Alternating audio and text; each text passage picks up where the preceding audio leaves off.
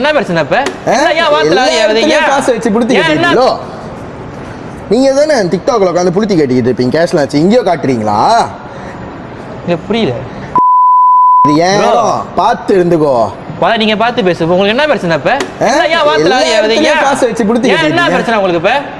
யார் நீங்க? யார் நீங்க? என்ன இப்ப தெரிஞ்சு என்ன கழட்ட போற? ப்ரோ வீடியோ எடுக்குறது நீங்க. உங்களுக்கு என்ன பிரச்சனை? என்ன பேசிக்கிறீங்க என்கிட்ட? எதுக்கு வேற லாக்கி ஓடலாம் தான். என்ன வயலாக போறீங்க? ஸ்கேம் அடிச்சு சுத்திக்கிட்டு இருக்கதான்ல நீ. நீங்க பாத்தீங்களா ப்ரோ?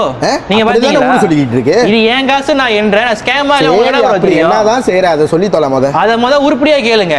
உங்க மாதிரி ஆளுங்க இருக்கறனா முத நிப்பாட்டுங்க ப்ரோ. நிப்பாட்டுங்க ப்ரோ. சரியா? என்ன எதுவுமே தெரியாம நீங்க வந்து லங்கா பண்ணிக்கிட்டு இருக்காதீங்க. உங்களுக்கு என்னன்னு தெரிஞ்சுக்கணும் அப்படின்னா உட்காந்து அழகா பேசணும். சரி சொல்லுங்க. இந்த இடத்துல இந்த காசு எல்லாமே வந்து ஊரா உண்டு காசு கிடையாது. நம்ம யார்ட்டையும் கடன் வாங்க கிடையாது. சரி. சொந்த காசு நான் சம்பாதிச்சு நான் எண்ணிக்கிட்டு இருக்கேன். சரி.